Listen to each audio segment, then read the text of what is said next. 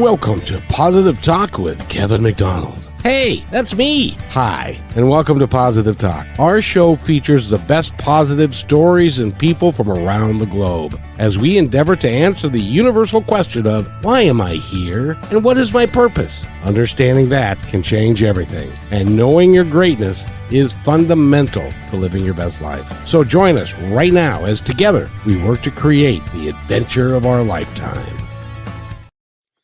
Speaking of the adventure of your lifetime, we have a guest today who is living that adventure of a lifetime. And it started way back when he was like 10. And it's pretty amazing the story that he has and how it's unfolded for him over time and what he does today. He's what we would call a serial entrepreneur, which means that he doesn't like working for people much. He would rather work for himself and to help other people find that path as well. And Tim Calise is with us. And Tim, welcome to the show. How are you, young man? I am doing very well, Kevin. Thank you for having me. I got to tell you, you are unique, to say the least. I don't know very many 10-year-olds that go to school with a briefcase. I thought that was pretty interesting. Yeah, I clearly knew how to get ahead socially from a very early age, just because it's it really puts you in those popular circles, being a 10-year-old with a briefcase. But it was, I think, a little foreshadowing. I didn't quite know the difference. I emulated what was around me, and I guess to some extent you have to play the cards you're dealt, and those were the ones that I felt I guess I was to play at that time. I would really have loved to be a fly on the wall and listen to your sisters talk to you about, do you have to carry the briefcase at school? We don't want to be around you when you do that. It's like that television show, Young Sheldon. Have you seen that? Mm-hmm. I have exactly right. I'm wondering if they would say that, before or after I had to walk the, tenth of a mile before, ahead or behind them. So they didn't have to walk next to me. Now, were they your older sisters? I had one older and one younger. Yes. Yeah. So I was right in the middle there. And the middle child is a unique place to be for a lot of cases because the older child tends to be the one that's got the most awareness and grows up faster. The youngest one is the baby. I was the baby, so I was kind of like, by the time they got around to me, it was kind of like he'll figure it out. And then the middle child, that's a unique place to be. Did you find that in your case? I did. I was obviously the only boy as well, with two sisters. So I think that gave me a unique perspective. And so, I think I always had the idea of, again, emulating kind of what I saw around me. My dad was someone who put on a suit in the morning, took the train to work, and so I think it was one of those nature versus nurture. I think I certainly took the nurture component, and as many sons looked up to their fathers as for advice and guidance, even in the nonverbal way. I think I kind of saw what was around me and wanted to try to play that part, from that age of 10. Now, my dad was an executive with Nordstrom. And so he also got up and put the suit on and went away, and he worked 6 days a week, and he was in retail and all of that. Now, he never had the idea of being an entrepreneur. What did your dad do? And was he an entrepreneur? He was not, and so very interestingly, I think, for as I look kind of in retrospect, he worked at a large bank, and so did the kind of career idea of out of school. He went to business school, and then spent 25 years with his employer, working his way up the ranks, and as he was in the banking business, as I saw it at that time. Once you get to a certain point, the politics comes in, and I viewed it as this kind of gladiator analogy. He who can ascend the furthest can withstand the most pressure or the most pain. And as I remember, and this is crazy, kind of now I'm in my early 40s, looking back 30 years, I just remember I was wired differently. So I liked the idea of investing. I liked the idea of money and, kind of being in that world. But I had this very distinct block at that time, which was I had much more of a sensitive, kind of softer side to me. And this idea of entering the arena really was a turnoff. But I did have this very strong calling to solving problems that I saw around me. And so I mixed these kind of two worlds, if you will, the finance and and banking and money side with, if I could make a lot of money doing things that I like doing and solving problems for other people, that sounds a lot more interesting to me. So I took the finance path, but took it in a more kind of entrepreneurial fashion than the banking route. Well, it's amazing to me because at 21, you started 2 companies. And out of your apartment, one was a textbook exchange, which Mhm. I've never heard of, which I wish somebody would have thought of that when I was going to school, because textbooks are expensive. And Yes, if you sir. can exchange them and stuff, that would be better. And also, before Uber and before Amazon, you were running a late night snack delivery company. How did you come up with that idea? It helps when you are your own core customer. So myself and a couple of my buddies and roommates, we were in college in Washington, D.C. And as college kids do, the nights kind of only get started after, say, 9, 10, 11 o'clock at night, especially on the weekends. And I was fortunate enough to go to school in Washington, D.C. And so anyone who's familiar with kind of the D.C. downtown area, a lot of the professionals come in from Northern Virginia or Southern Maryland. You come into downtown, you go to work, you have dinner, and then everybody goes home. So downtown Washington D.C., kind of around where the monuments are and the White House and things like that, is effectively a ghost town after say 10 o'clock at night. But as a college student, we wanted stuff. We wanted, cookies and ice cream and, stuff to kind of make the night go round.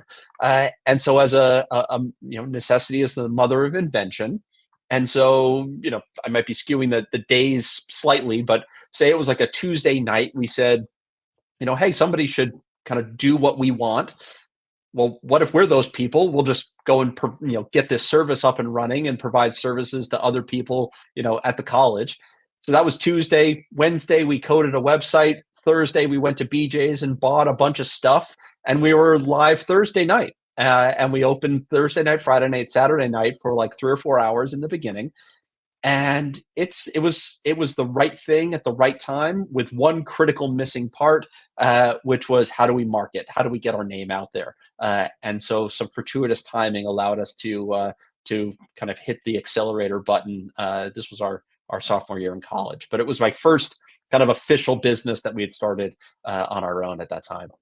Now, did you also, like send them like beer and stuff?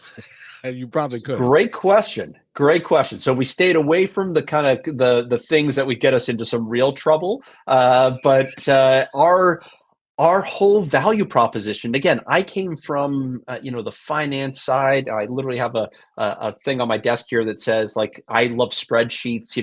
I'm the analytical You're one thinker. of those guys. Yeah, 100%. But to make a business go, you need sales, you need attraction, you need marketing, you need lead generation, you need all these other things that were so outside of kind of my thought process. I was still naive in the if you build it, they will come. If you build a great business with a great idea, everything else is kind of taken care of. And the world doesn't work that way.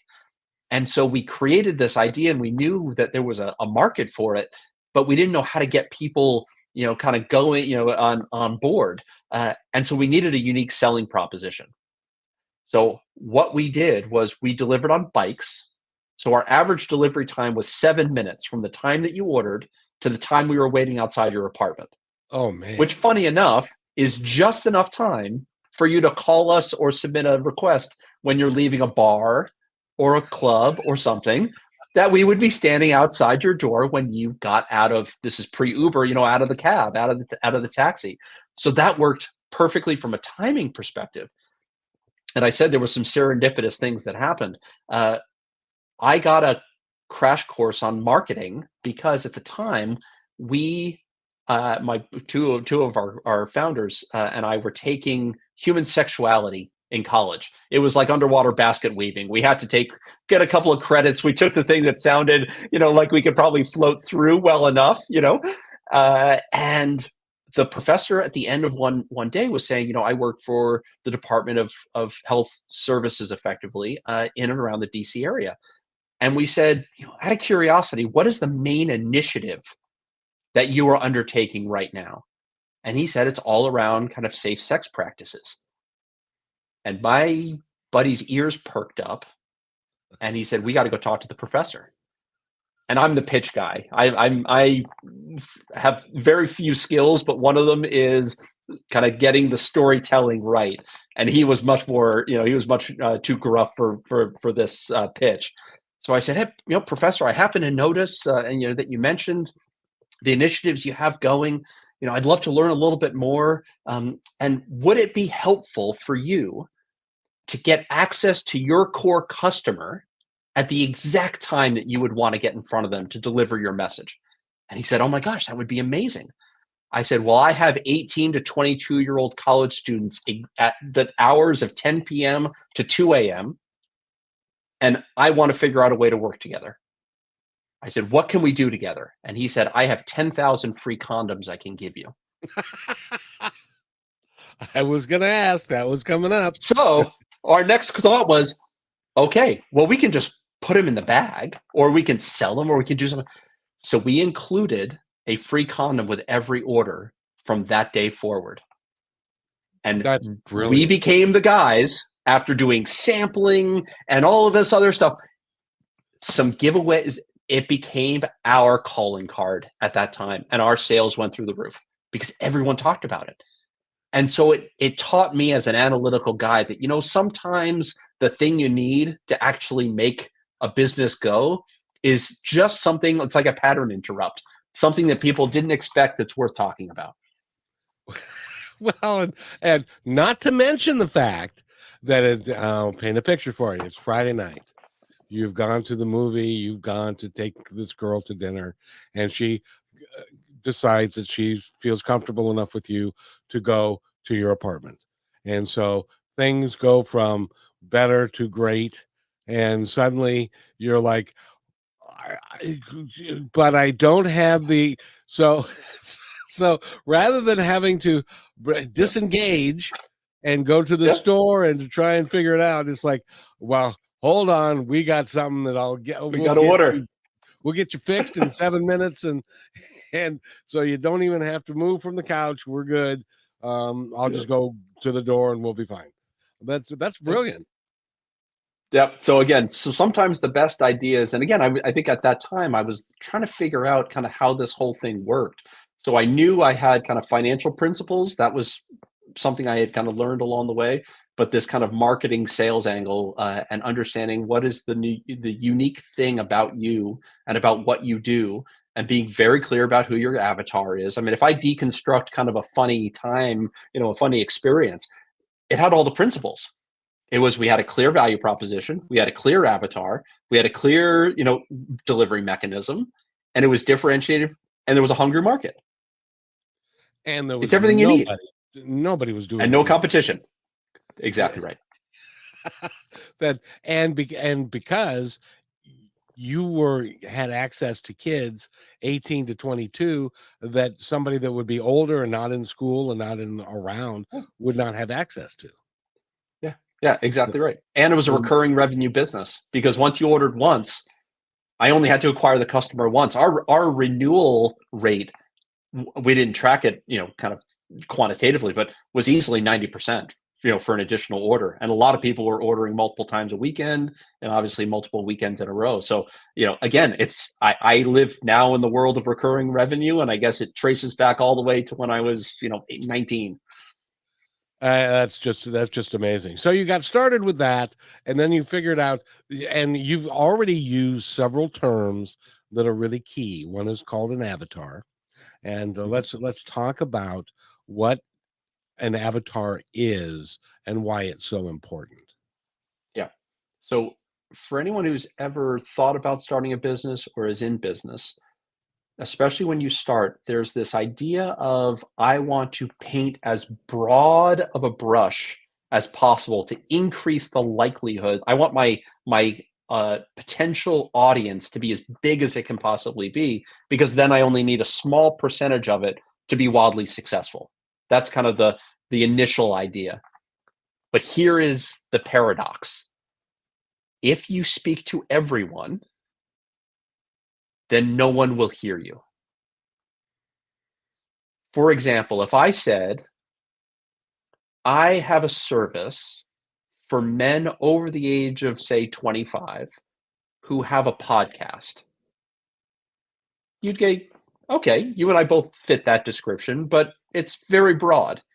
Instead of, I have a podcast, launch service for people who want to build their personal brand between the ages of 35 and 40, who have at least 5 years of business experience and want to be on YouTube. You go, okay, wait, that's me. I have 5 years of business.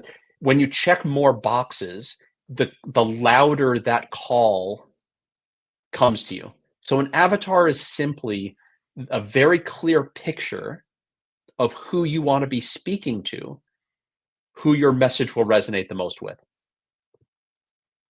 And how do you find that avatar? Is it through surveys? Is it through your just personal experience, or finding the email lists and all that kind of thing? Yeah. So I think an avatar to some extent is discovered over time. And the way to do it is, most of us start with an idea. I think I want to start a business that does X to solve the problem of Y.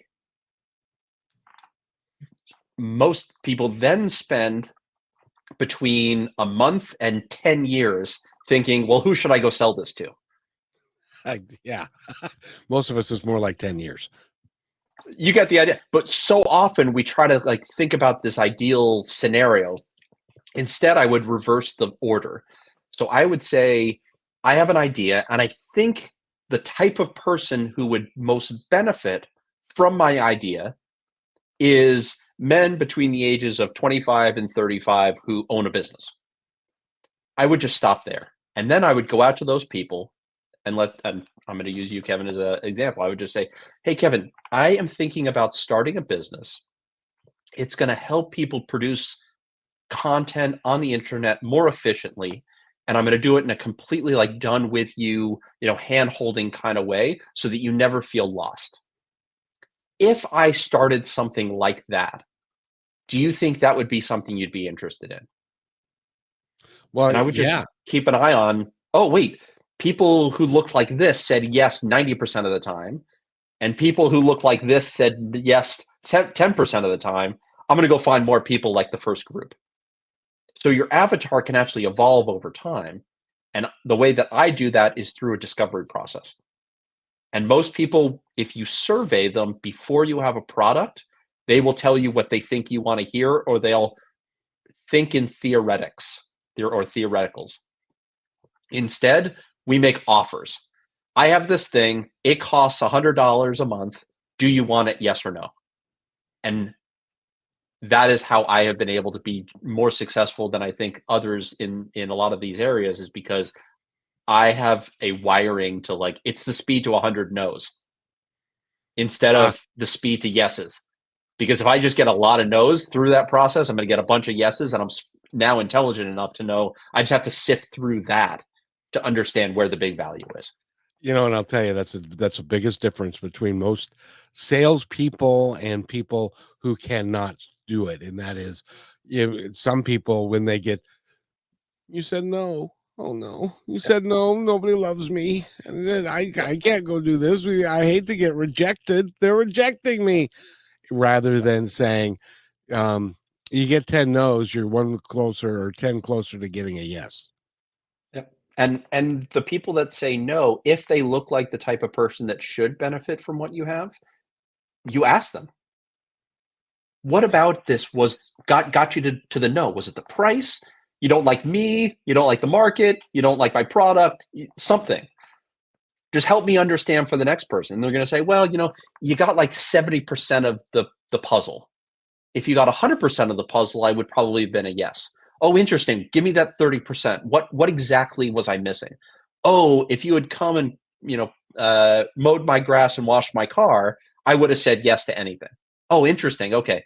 If I hear that a couple of times, then I would give some serious thought to improving the product offering to include those things if they're holding me back from getting a yes. This, by the way, ladies and gentlemen, is a very, very valuable discussion. So if you were listening to this, by the way, Tim, when he was 23, he had raised over $325 million and had a $1 billion credit. That's a $1 billion credit line, which we are going to talk about when we come back a little bit. And then at one point in time, I'm going to be the guinea pig, and I'm going to have Tim explain how he would market what I do, because apparently at times I don't do as well as I could. But you're listening to Positive Talk with Kevin McDonald. We need to take a quick break, and we'll be back, I promise, in 30 seconds.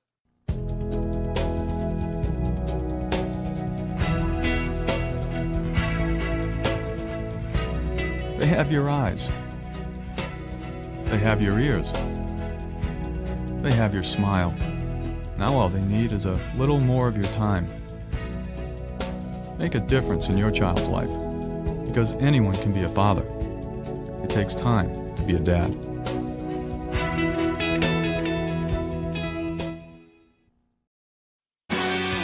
And welcome back to Positive Talk. See, I told you it'd just be 30 seconds.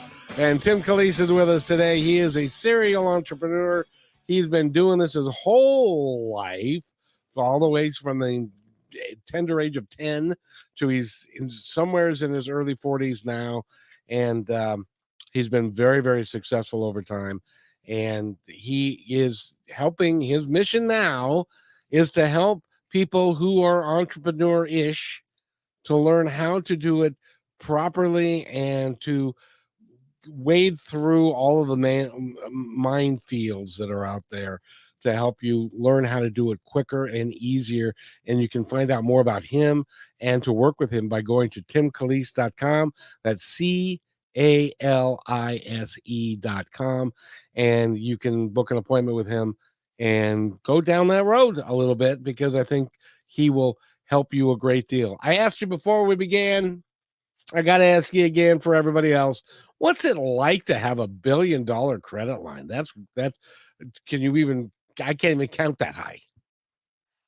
It was, in hindsight, one of the best experiences of my life. I was in my early 20s, and again, probably naive, but driven. And people have kind of asked me some version of, how'd you raise all that money so young?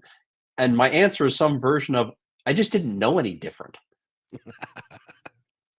It's one of those, like, nobody said I couldn't, so I just did what I thought was right. And again, using these principles that I had acquired along the way, which was what was kind of our unique selling proposition, what was our value, who was it most aligned with, things along those lines. But this was the early 2000s. This is before the 2008 kind of stock market crash and all of those things. So at that time, credit was flowing. Banks were lending. It was quite an amazing thing.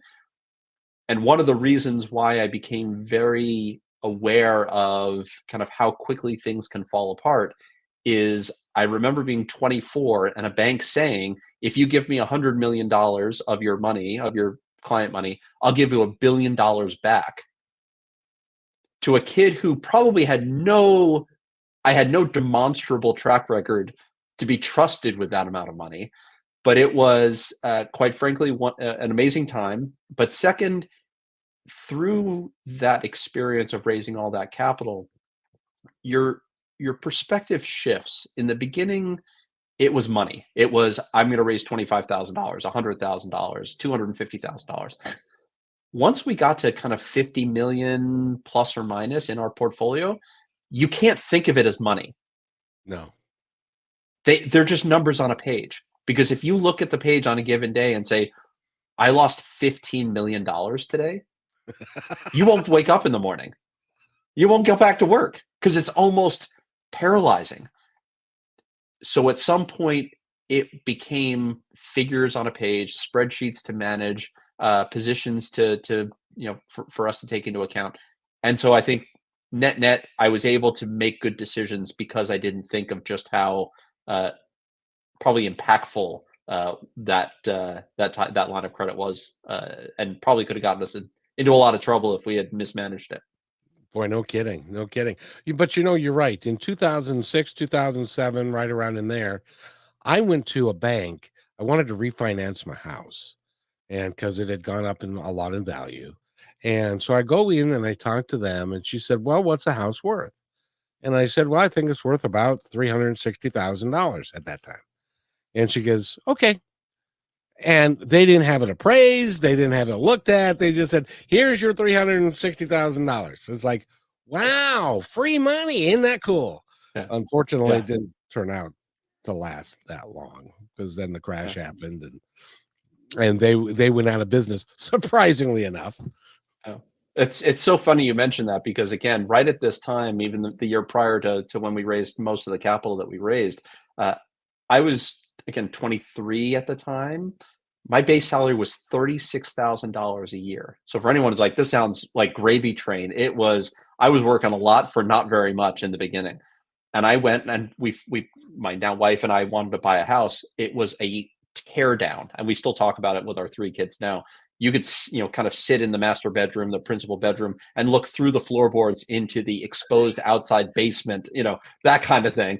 And I think we bought it for like $125,000. And I remember wanting to get a mortgage. And they came back and they said, "You're pre-approved for $2 million.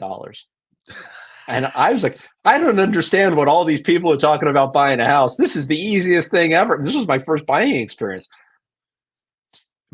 My next call was to my parents, and my dad, he basically said, "That's lunacy. No bank should be loaning you $2 million."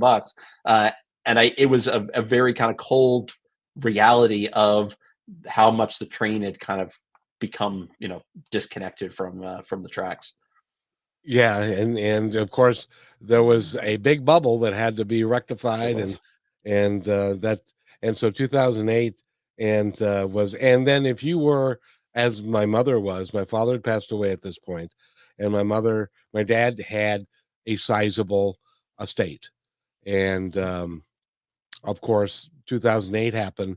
The stock market started going down and down and down, and she saw exactly what you were talking about, that she'd wake up in the morning and she'd lost another $10,000 on top of the $12,000 on top of the 15 that happened. Scared the hell out of her, so she pulled everything out of the stock market. And then she did what I'd love your opinion on this, but she did what I think is unthinkable. Rather than waiting for everything to stabilize and then reinvesting that money in the stock market, she put it all into bonds and said, "I'm not going to fool with it anymore."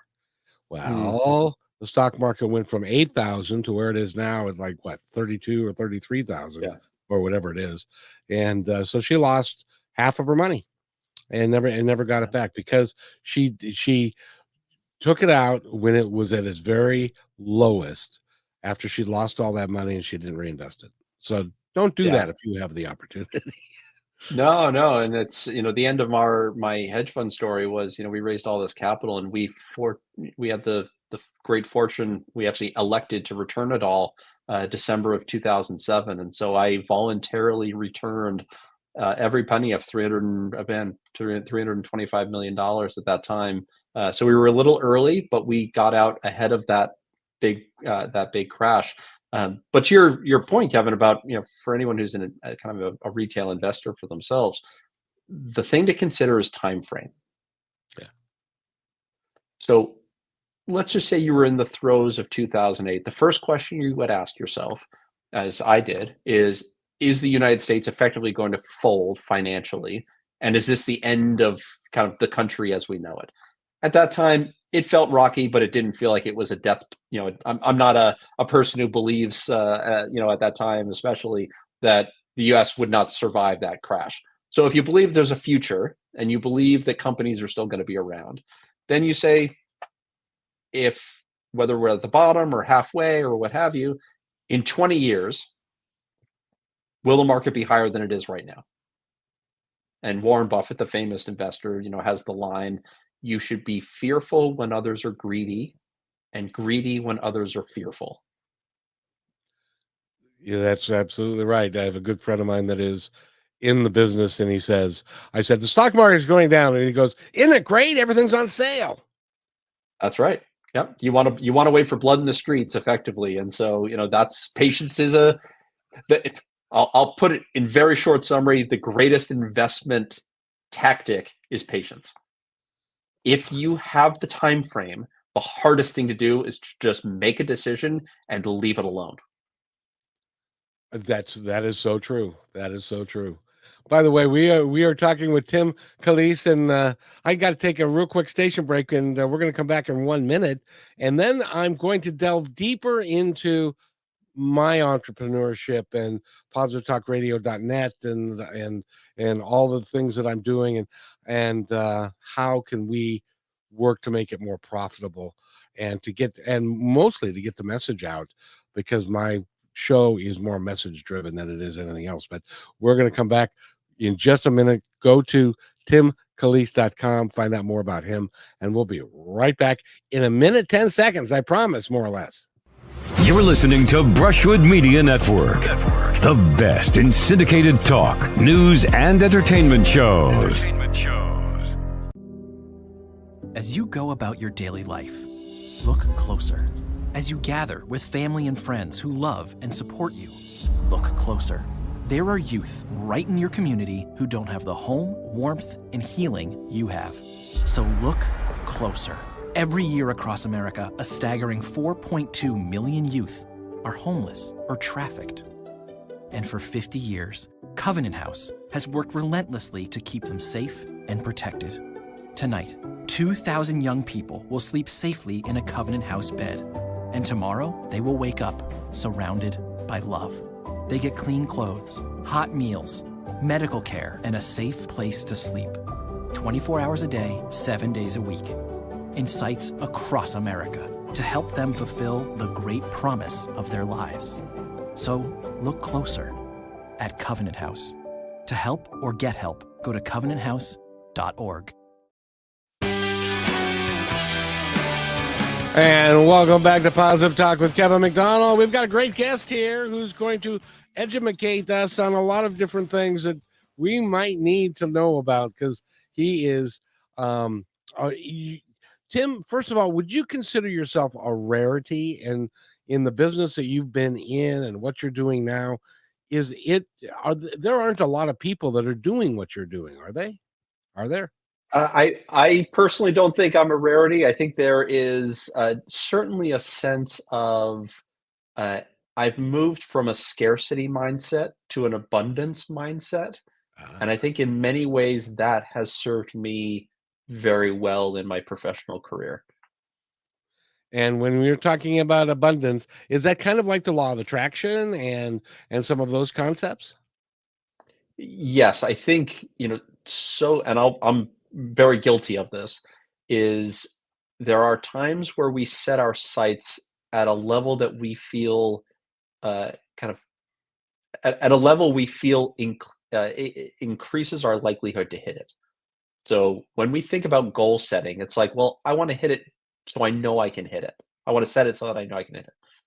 When I change that to, whether you like, Grant Cardone and some of these other folks, the idea of having some life experience, building a business tenfold, 5x, 10x, 20x bigger than your other, your shorter term goal is actually the same amount of work.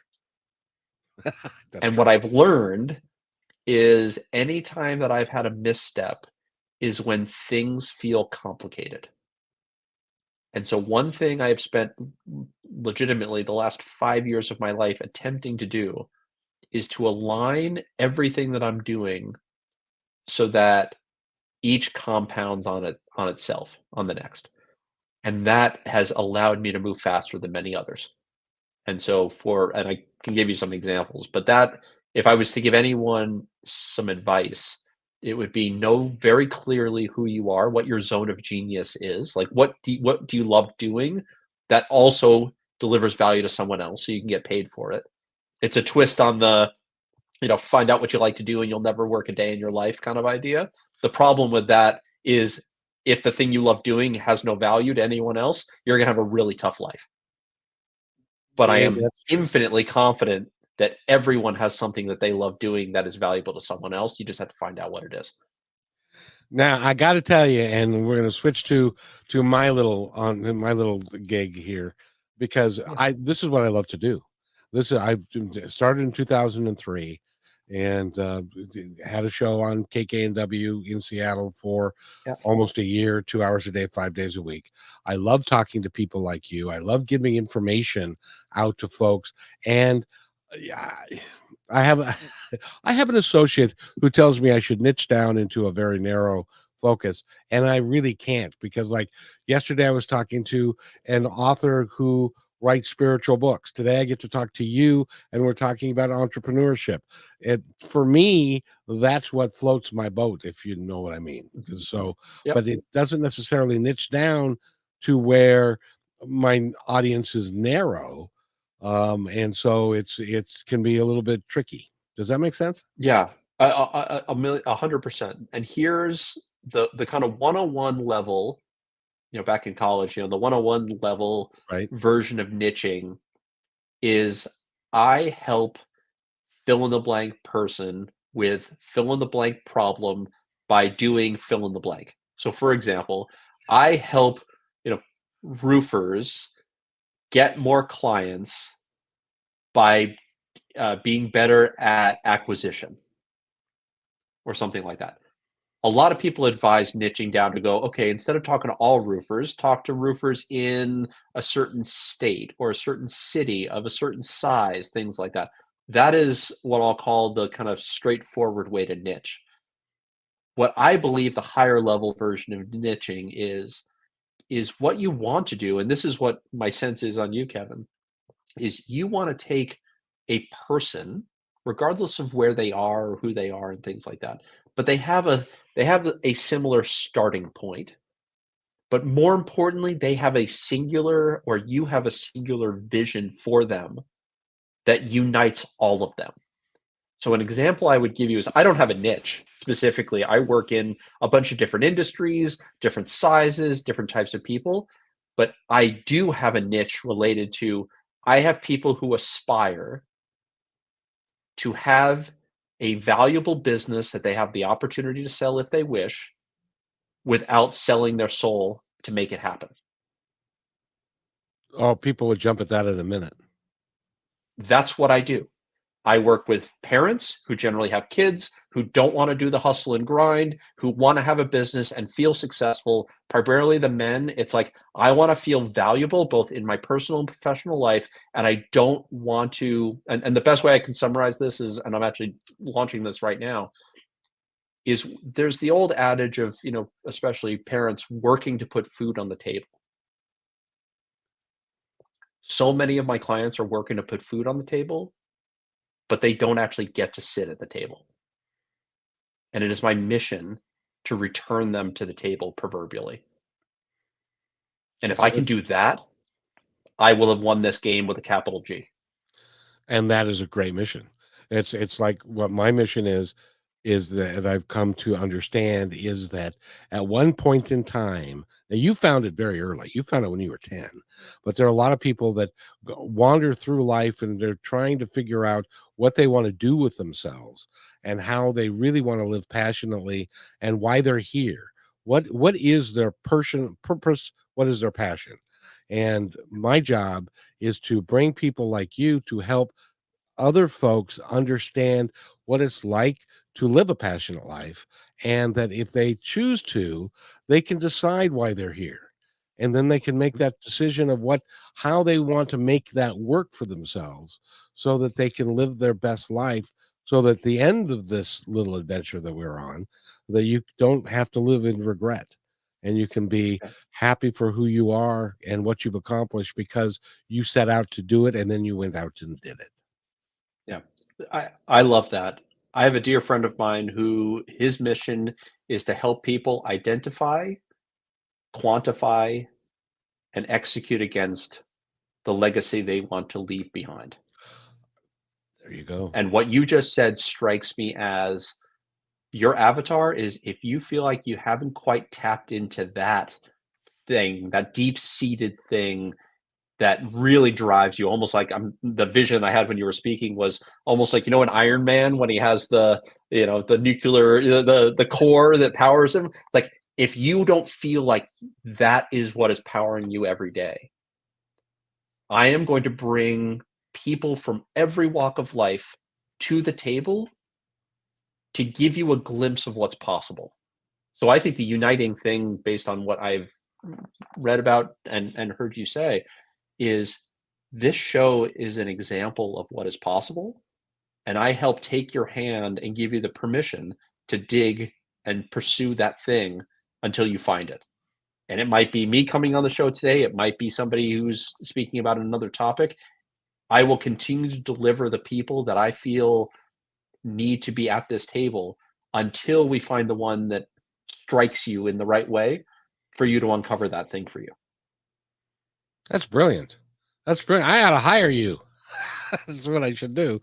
Because no, that is, but that is at its core what my mission is to help him. Because when I was 42, it was like, why am I really here? I was a successful manager and had the wife, had the kids, had the house, had the dog, had the cat, but I wasn't particularly happy because I didn't feel like I was fulfilling my destiny. Why am I really here? What am I here to do?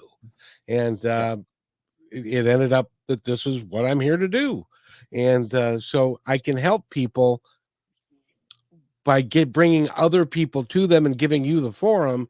My mission now is to make my forum as big as possible, to have as big a tent as possible so that I can bring more people and more lives will be changed, not by me, not by the people that are talking to them, but by themselves when they realize that life can be so much more than they've given themselves credit for.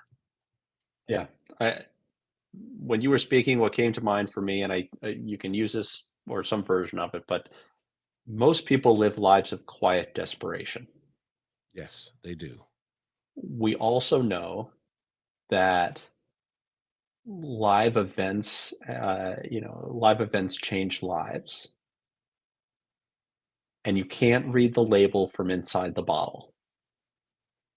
So for me, what that means for you is we all might know that there's something else out there, but it takes someone with an objective perspective, and sometimes lending the confidence in the listener and the permission to pursue this thing. How many of us have given up trying to get, like, it just feels like it's always just out of reach. Mm-hmm. I think your mission is you come on the airwaves every day to give people the permission and to lend your confidence in them that this is a worthy goal to pursue. And if you are the person who feels they're living a life of quiet desperation, whatever that means for you, it is your moral obligation to continue to keep them in the fight. You have read my mind, young man. So the question is, how do we do that? And I think everyone has a zone of genius, which is specifically around, we're all really good at like one or two things. Where businesses and business people go wrong, and business owners especially, is everyone has worn this badge of honor of, I wear many hats. Well, you might wear 10 hats, but I'm telling you right now, you only deliver value while you're wearing 2 of them. The other 8 you're holding on to, and you're not giving somebody else an opportunity to flourish in that role, number 1. And number 2, you're killing the business silently because it's starved of oxygen while you're wearing those hats. So the question I would get to, or the phrasing I would use is, what needs to be true for you to live in your zone of genius all day, every day? And I would give you an example for myself. I am not the best marketer. I'm not the best operations person. I like doing this very similar to you. So I've had to hire an assistant to keep me organized.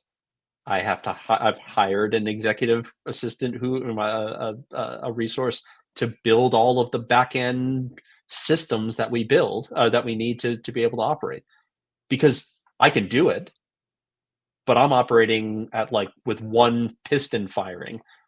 The guy who helps me on all the back end stuff, this is what he lives to do. It's like Yeah. upgrading from a lawnmower engine to a Lamborghini, and he does it faster, better, and with more enjoyment than I do. So the question I would ask is, in your experience, if you want to go and multiply your reach by 1,000, 100, 1,000, 10,000, what needs to be true for you? And then what resources do we need to bring upon that type of change?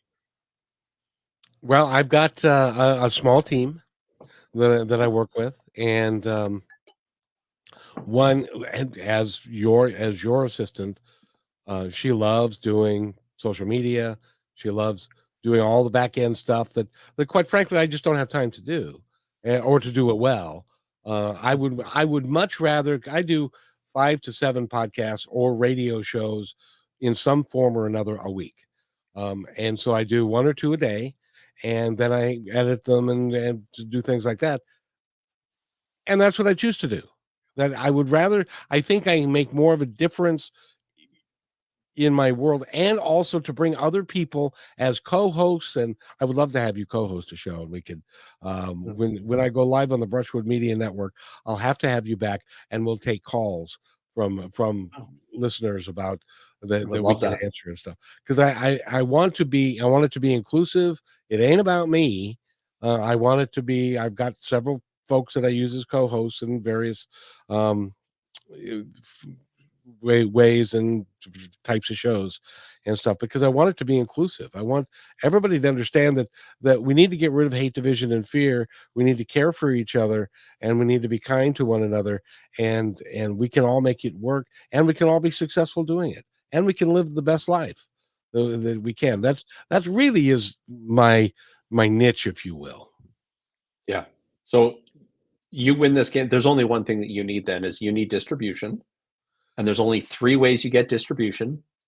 There's paid traffic, there's organic, and there's joint ventures and partnerships. Joint ventures and partnerships is the most highly leveraged skill that anybody should, platform that anyone should pursue. Everyone should have some other group that they can work with and leverage. And specifically, the question you have to ask is, who has my core client? The person that you want to speak to, who else speaks to that same client, that same person? So for me, I'm in the business coaching community. Marketing agencies are great, even financial advisors, people who work with small business owners who are trying to optimize their business for a potential exit, people who have, tax planners, things like that. So CPAs actually send business to me. It's all over the board, but I try to think about who has my core client.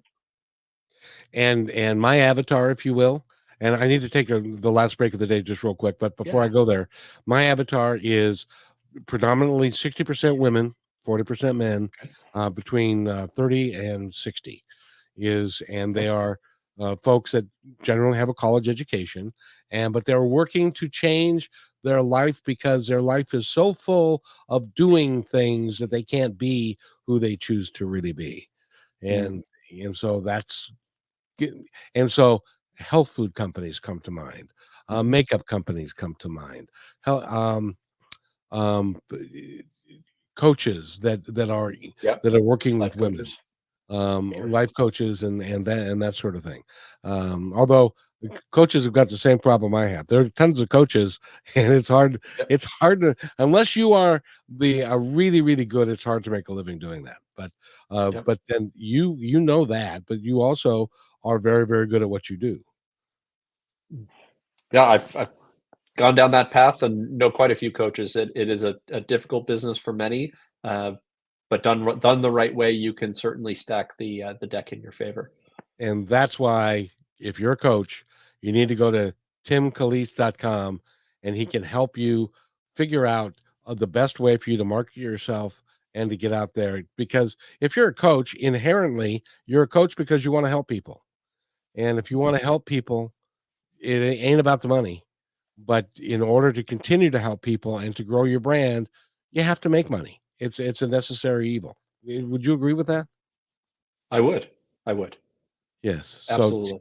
Tim Calise is our guest. We need to take a quick break. We'll be right back in 30 seconds, I promise. A lifetime of savings can disappear overnight. Millions of dollars are stolen every day from unsuspecting older adults by family members, caregivers, and trusted professionals.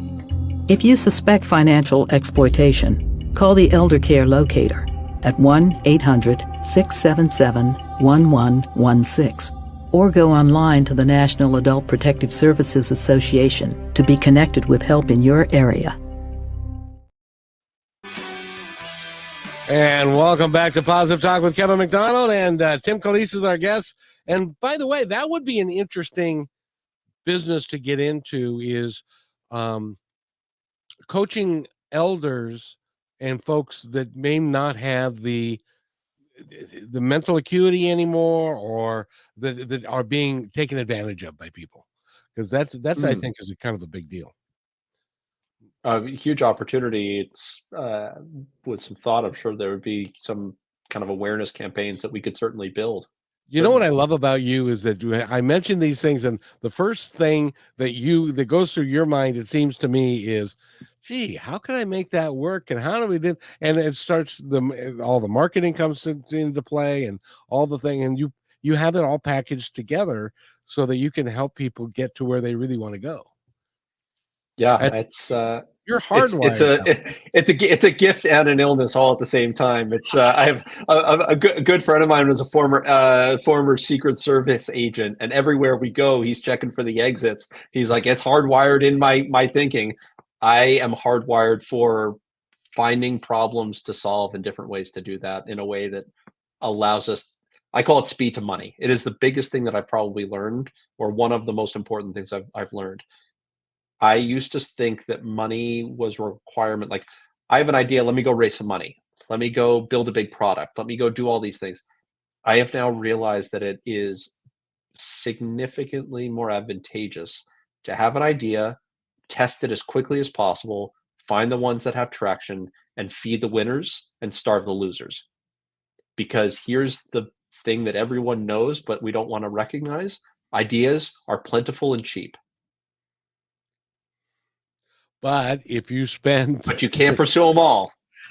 And what happens is we have an idea. We think it's the idea. We go all in. We waste time, money, effort, experience, energy, all of those things, and find out that might not be, but this next one might be the one to hit.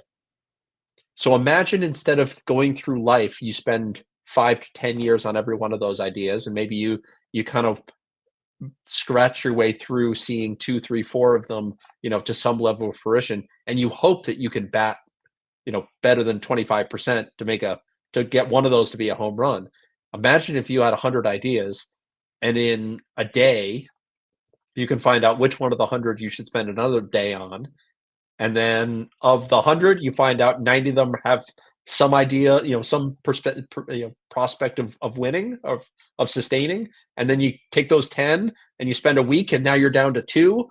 Then you spend another 2 weeks, and now you're down to 1, and that's the one you go with. But I will tell you, if you can do that, you will be infinitely more successful, and you will not put all of the risk on the table that most people believe is required to make a big business go. So you also then need to not be so emotionally tied to a particular idea that you're going to force it through and make it work regardless of what other people and what your evidence is telling you. Ideas, I am devoid of emotion in the beginning, because I know I've had lots of quote unquote ideas, lots of probably halfway decent ideas. But that's just the start. That's not the business. That's a prerequisite to think about starting, to even consider getting on the starting line. It's you're 3 steps behind even actually entering the arena. What really matters more than anything else is a starving crowd. If you can find the person or group of people that are so desperate, we call this a painkiller. If what you have to offer is a painkiller, not a vitamin, not a it would be nice, but I absolutely need that. If you can find that person and say, here is how I propose to solve the problem that you have, here is the painkiller. Until you can do that, you don't have a business. Everything else is just exploration. And you're going to pay the cost one way or the other. The cost of money, of developing something and finding out it doesn't work, is very expensive and very public shaming. The other way is just take your medicine and go out to 10 different people and you risk a no. But when you get those yeses and go, interesting, I got a yes here. I'm going to go find more people like that. And then you get another yes and another one. And at the end of every one of those conversations, you simply leave it as, when I build this thing, would that be of interest to you? And if they say yes, take a deposit. This is literally how I build every business right now. Find those people, make 20 sales before you launch, then build the product. Never build before you sell. Oh, I wish I'd have thought of that. But it didn't work out that way. But that makes perfect sense. By the way, I've got a 7-figure scar that looks like the reason not following my own advice. So we're not all devoid of, sometimes it's I can talk about it. I've eaten my own cooking before, as I'm very, very, very keenly aware. Well, but it's kind of like, everybody tells me that I have the best chocolate chip cookie in the world. And so they tell me I need to build a business around this chocolate chip cookie. And, but unfortunately there's a billion chocolate chip cookies out there, and yours might not be the best. You just think it's the best. And so then you spend a whole lot of money and time and effort, and it's a okay chocolate chip cookie at the end of the day. Yeah. So very true. And yeah, makes it very tough. By the way, Tim Calise, I hope you've enjoyed this conversation as much as I have. I have. I love having these conversations, and hopefully those listening have taken a nugget or two that can hopefully improve their life. That's what we're here for. Exactly. As a matter of fact, I'm going to set myself aside, and I would love you to have the opportunity to tell our audience anything that you would like them to know about anything, really.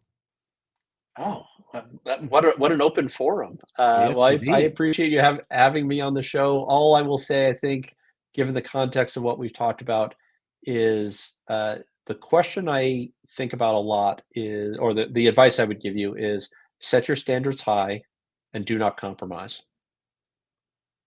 Seek out a mentor. Find someone who's been where you want to go, and whether that be personal, professional, whatever it might be, and allow them to lend their confidence in you during the time of discovery. Most people that I've encountered want the best for those that they work with, and a lot of those resources are free. So reach out to other folks who have done what you want to do, and be a sponge, myself included. But set those standards high and do not compromise. And when you're finding those people, find the best that you can, because hopefully they're all smarter than you. If you hire people that are smarter than you, you're much better off, I think. Absolutely. So, anyway, Tim Calise has been our guest. I want to thank you so much for being here. Will you come back? I will. It's this has been a pleasure. I have it on digital now, so you're you're stuck. So thank you so much. Have a great day, and we'll talk to you soon. Hey, thanks for listening to this episode of Positive Talk with Kevin McDonald. We are a production of KMmedia.pro, a full-service media company. Whether it is audio, video, shorts, or longer pieces, we're able to take each project from beginning to final product within your time frame and on budget. Visit KMmedia.pro for more details about us and to get started on your project. We also would like to thank the Brushwood Media Network for all their support. Go to brushwoodmedianetwork.com to find out more about them and the quality shows featured on the network. Until then, we'll see you next time. My name again is Kevin McDonald, and please remember, be kind to one another, because each other's all